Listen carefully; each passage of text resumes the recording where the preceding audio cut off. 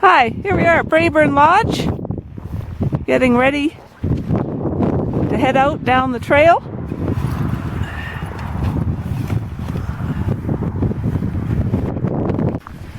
Heavy jackets go on the outside, just loosely put on because you might need them right away.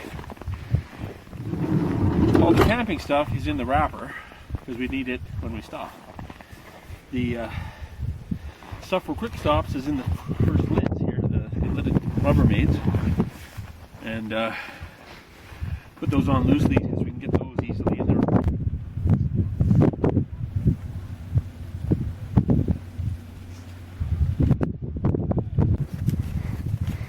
There's Mom and James coming up the trail.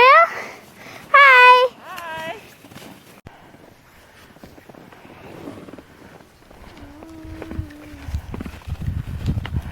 That's a good spot here. If you look, what you're looking for is a little clearing in the middle of woods so you get wind protection.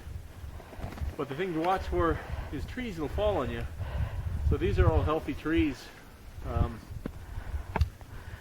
Nothing looks like it's about to be uprooted. So this would be a nice little spot. Although we're a little too close, so we'll keep going. We probably won't find a spot this good again.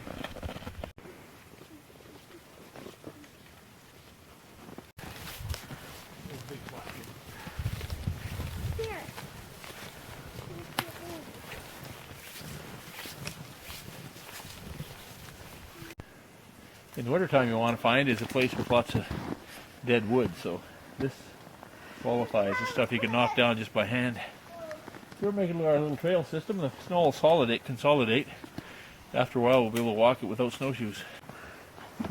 You've got stuff in the sled in a reverse order of how you might need it.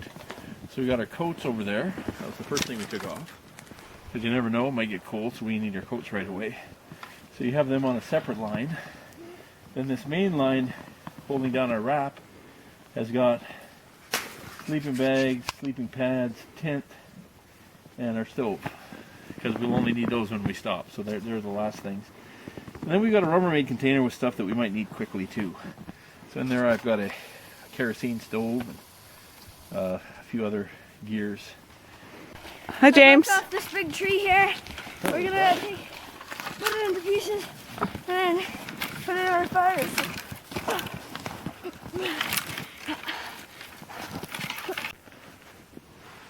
Okay, that's the ridge pole. This is a Snowtrekker tent. 17 pounds of beauty. It's made out of a very tight weave cotton. It'll take a stove and the 17 pounds includes corded aluminum poles. Man, that's great. Yeah. Very easy to put up. I know, it just has 1, 2, 3, 4, 5 poles. Yeah. All you need to do is get the little...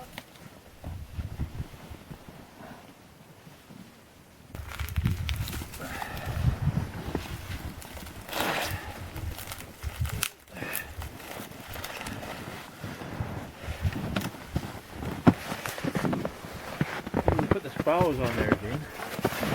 And then the stove. Especially right next to the stove. And then you don't get the freeze as bad.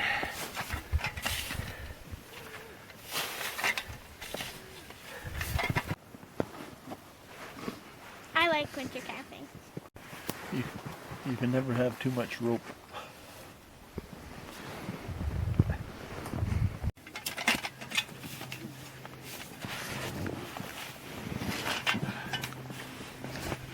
It's putting it out in an angle. So, here's what we're going to do. There's our live tree here. Our live little poplar.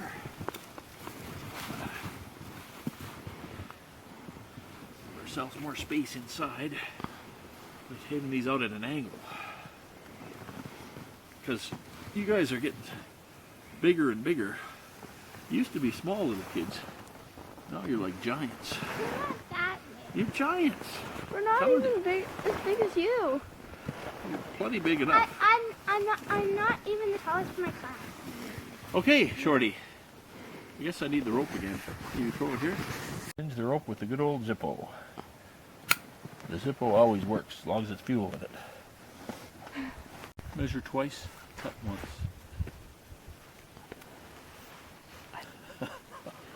Better say it again. No, I'm not saying it again. Once was enough. One stupid thing is enough. Dad, you're on video still. Am I? Yeah. Okay, Stupid isn't really a bad word. not that bad. Yeah. I've said worse on this trip, haven't I? Yeah. Natalie's little brother. Hi. Hi. I'm going to show you a little bit about inside the tent. First of all, this area is dug out. This is where our wood stove is going to be.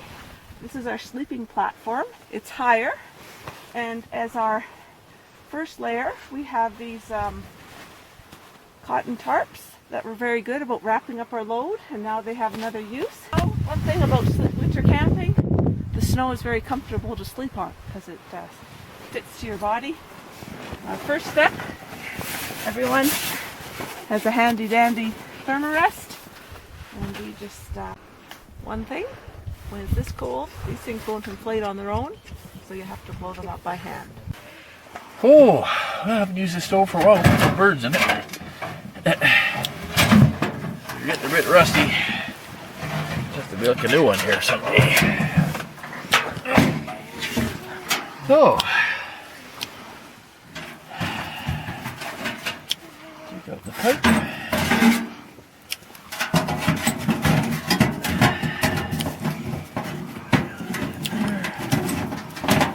There's yours. There you go.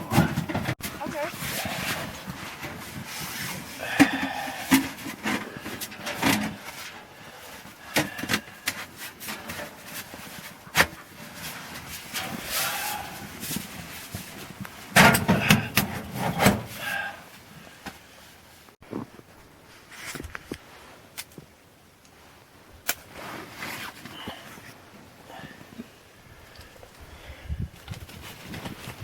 Take a while to draw.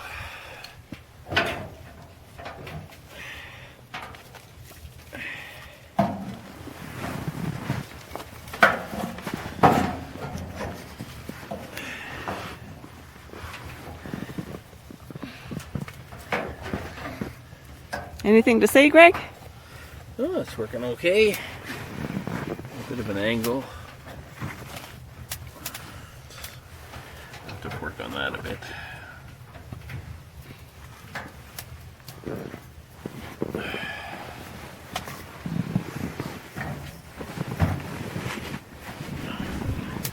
Okay, a few more twigs, kids. Okay.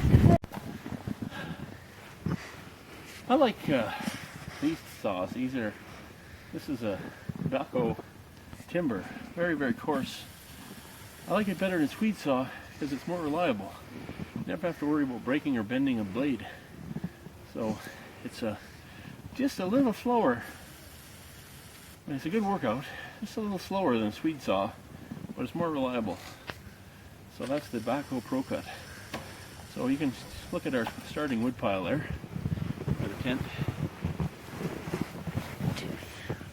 So we're looking for about 3 times that wood for the night and tomorrow morning.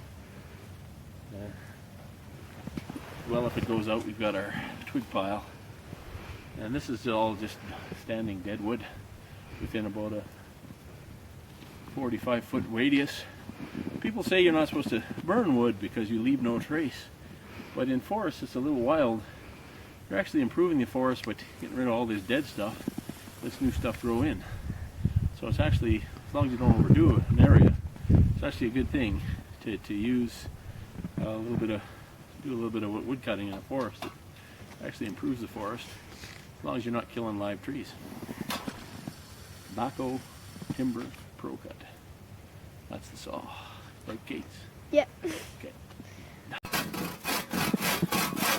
Oh, you're like a born sawer. Is that right? Yeah. Your grandfather would be proud of you. Really? Oh yeah, he's a saw man. You know where I heard, let the saw do the work, don't fight the saw? Yeah. You know where I heard all that from? Your dad. Yeah. I want you're doing really well is you're not fighting the saw, you're going no binding. The saw binds and you're fighting it. You're letting the saw do the work. There. When you got a little end like that, just like hit like that. Watch your eyes though. Yeah. Good. Hi. I'm just stacking wood for our fire. And a little pile right here. That's the sound you're looking for. The sound of the saw working. Good.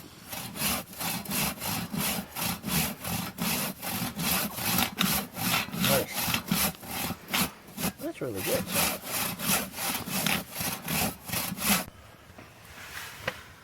Okay, Greg. This is the reason why it's so cozy.